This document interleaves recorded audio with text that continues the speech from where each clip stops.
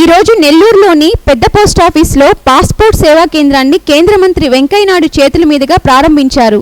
ఈ కార్యక్రమంలో వెంకయ్యనాయుడు మాట్లాడుతూ, ఒకప్పుడు పాస్పోర్ట్ కావాలంటే హైదరాబాద్, తిరుపతి, విశాఖపట్నం లాంటి పెద్ద పట్టణాలలో నమోదు చేసి వారి చుట్టూ కాళ్ళరిగేలా తిరిగేవారని, వాళ్ళకి ఎంతో కొంత ముట్ట చెప్పనిదే పని కాదని, కానీ ఇక నుండి పాస్పోర్ట్ను సులభతరంగా దూరంగా వెళ్లకుండా దగ్గరగా ఉండాలని సదుద్దేశంతో మన నెల్లూరులో పెద్ద పోస్ట్ ఆఫీస్లో ఏర్పాటు చేయడం ఆనందదాయకమని అన్నారు. విజయవాడ, తిరుపతి లాగానే వేగంగా తక్కువ సమయంలో పాస్పోర్ట్ను మంజూరు చేసే విధంగా ఏర్పాటు చేస్తామని, ఆంధ్రప్రదేశ్లో 13 జిల్లాల్లో పాస్పోర్టు కార్యాలయాలు ఏర్పాటు చేసే విధంగా కేంద్ర ప్రభుత్వం ప్రయత్నిస్తుందని చెప్పారు.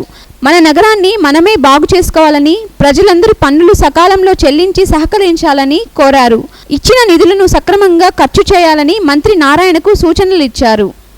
శ్రీ నరేంద్ర మోడీ గారు దేశవ్యాప్తంగా ఈ పాస్పోర్ట్ యొక్క జారీ విధానాన్ని చాలా సులభతరం చేసి, అంతా కూడా యాంత్రికంగా ఆటోమేటిక్ చేసి, వీలైనంత వరకు ఆన్లైన్లో అప్లికేషన్ పెట్టుకుంటే ఆ తర్వాత పాస్పోర్ట్ త్వరగా మంజూరు అయ్యేందుకు, దాంతో పాటు ఇంకో మాట కూడా చెప్పాను. నేను నెల్లూరు ప్రజలు కోరేది ఆఖరిగా, మన నగరాన్ని మనం బాగు చేసుకుందాం. దాన్ని ఎవరో బాగు చేస్తారని ఎదురు చూడకూడదు. మన నగరాన్ని మనం బాగు చేసుకోవాలా, మన పన్నులు సక్రమంగా కట్టాలా, పన్నులు బాగా చేసుకోవాలా, నీటి సరఫరాని మెరుగుదల చేసుకోవాల్సి ఉంది, ఆ డ్రైనేజీని మంచిగా చేసుకోవాల్సి ఉంది. మన అదృష్టవశాత్తు నెల్లూరుకి 1000 కోట్ల రూపాయలతో నీటి సరఫరా, డ్రైనేజీ ఈ రెండు కూడా మంజూరై ఉన్నాయి. పనులు వేగవంతంగా జరుగుతున్నాయి. దానిలో కూడా సహకరించాల్సిందే మీ అందరికీ మనవి చేస్తున్నా. ఈరోజు రాష్ట్రానికి కేంద్రం ఇచ్చిన నిధుల్లో భాగంగా మరి అమృత పథకం కింద మనం ఇవాళ ఒకటి 10 కోట్ల పథకం, ఇంకోటి ఏమో 82 కోట్ల పథకం, అలాగే ఇంకోటి 30 కోట్ల పథకం, ఇంకోటి 36 కోట్ల పథకం, ఇవన్నీ కూడా మనం ఇవాళ మంజూరు చేసుకొని వాటన్నిటికీ బయట నేను శిలాఫలకాన్ని కూడా లాంఛనంగా ప్రారంభించడం జరిగింది. ఈ Amrit, smart cities, housing for all, అలాగే స్వచ్ఛ భారత్ యోజన, ఇవన్నీ ప్రధానమంత్రి నగరాలను అభివృద్ధి చేసి దేశాన్ని సుందరంగా, ఆకర్షణీయంగా, లివబుల్ సిటీస్ అంటే నివసించేదానికి అనుకూలంగా ఉండే నగరాలుగా తయారు చేయాలని దాని ఉద్దేశం.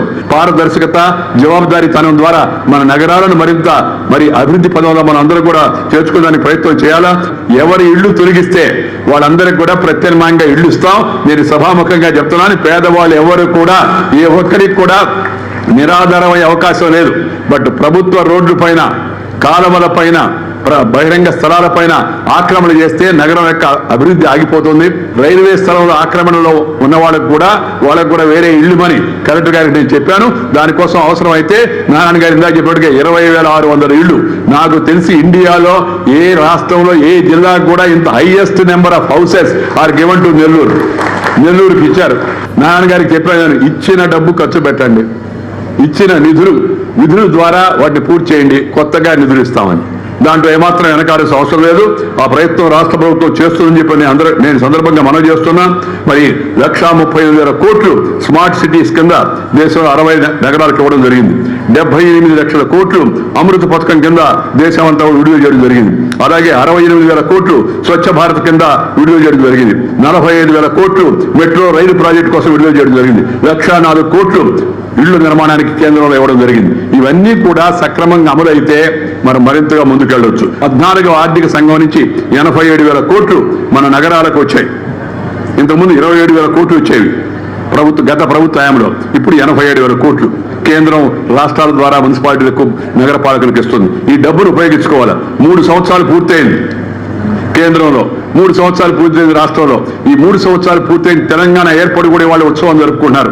తెలంగాణ ప్రజలందరికీ కూడా ఈ సందర్భంగా నేను శుభాకాంక్షలు తెలియజేస్తున్నాను. మీ కోరిక నెరవేరింది.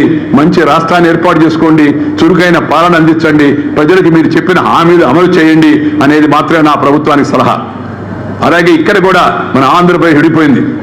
జరిగిపోయిన దాని గురించి ఆలోచించుకొని గతాన్ని గురించి వీటిని తవ్వుకుంటూ ఒకరిపైన ఒకరు విమర్శలు కాకుండా ఈ రాష్ట్రాన్ని ఏ విధంగా అభివృద్ధి చేయాలా, ఈ నవనిర్మాణ దీక్ష సందర్భంగా ముఖ్యమంత్రి చంద్రబాబు నాయుడు గారికి, మంత్రులకు, శాసనసభ్యులకు, రాష్ట్ర ప్రజలందరికీ కూడా నా శుభాకాంక్షలు.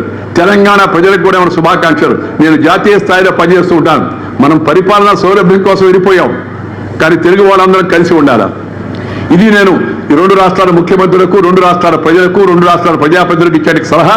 దయచేసి ఈ విషయాన్ని 2 రాష్ట్రాల్లో ఉన్నట్టుగా ముఖ్యమంత్రులు అందరూ గుర్తించాలా. కేంద్రం ఇచ్చిన సహాయాన్ని ఏ విధంగా ఉపయోగించుకోవాలా. 2,30,000 కోట్లు పథకాలు కేంద్రం మంజూరు చేసింది. నేను ఇవాళ పత్రికలో 2,30,000 కోట్లు ఇచ్చామన్నట్టుగా పేపర్లో వచ్చింది. కాదు, 2,30,000 కోట్ల పథకాలు కేంద్ర ప్రభుత్వం వివిధ విభాగాల కింద మంజూరు చేసింది. ఆ మంజూరు చేసిన డబ్బుని సకాలంలో సక్రమంగా ఖర్చు పెట్టాల్సిన బాధ్యత రాష్ట్ర ప్రభుత్వం పైన ఉంది. కేంద్ర ప్రభుత్వ సంస్థలు 6,50,000 కోట్లు కేంద్ర ప్రభుత్వ సంస్థలే పెట్టుబడి పెట్టడం కోసం ముందుకు వచ్చాయి. So 6,50,000 crores investments, 2,30,000 crores projects, 80,000 కోట్లు జాతీయ రహదారులు, అలాగే నేను ఇందాక చెప్పినట్టుగా అమృత పథకం కింద, అలాగే హౌసింగ్ ఫర్ ఆల్ కింద 1,93,000 ఇళ్లు. ఆంధ్రప్రదేశ్లో ఇప్పుడు ఒక తమిళనాడు ఒకటే ఆంధ్రాని అధిగమించింది. అంతకుముందు highest number of houses was given to Andhra Pradesh, 1,93,000 houses. అందుకని నేను ఈ సందర్భంగా రాష్ట్రం ఏర్పడి 3 ఏళ్లు పూర్తవుతున్న సందర్భంగా ముఖ్యమంత్రి గారు దీక్ష చేస్తున్నాడు. సంతోషం, అందరూ దీక్ష పొందాల్సి ఉంది. ఆ దీక్ష ద్వారా ప్రభుత్వము, ప్రభుత్వ అధిపతులు, మంత్రులు, అధికారులు అందరూ కూడా దృష్టి మంజూరైన కార్యక్రమాల పైన, ప్రారంభించిన పథకాల పైన ఎక్కువ పెట్టి వాటి అమలు చేయాలి. అదే మనం ప్రజలకు చేయగలిగే మేలు. అలాగే కేంద్రం ఇచ్చిన డబ్బులు మరింత అర్థవంతంగా ఖర్చు పెట్టాల్సి ఉంది. అదనంగా కావాల్సిన సౌకర్యం కోసం అడగడంలో తప్పు లేదు. అంతర్జాతీయ ప్రమాణాలతో 22 క్యారెట్ 916 కేడిఎం బంగారు ఆభరణాలు, వెండి ఆభరణాలు, మేలైన వెరైటీ ఫ్యాషన్ డిజైన్స్ తో అతి పెద్ద మెగా జ్యువెలరీగా రూపుదిద్దుకుంది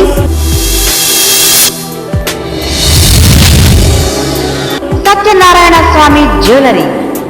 నేటి మహిళల అభిరుచికి కావలసిన పూలహారాలు, నల్లపూసల దండలు, చైనులు, కమ్మలు, గాజులు, మాటీలు, ఎన్నో మరెన్నో బంగారు ఆభరణాలు, వెండి ప్లేట్లు, గ్లాసులు, దీపారాధన కుందులు, కాళ్ళ గొలుసులు, వెండి మువ్వలు, 100% క్వాలిటీ వెండి ఆభరణాలు రెడీమేడ్ గా మరియు ఆర్డర్స్ పై అందిస్తోంది సత్యనారాయణ స్వామి జ్యువెలరీ.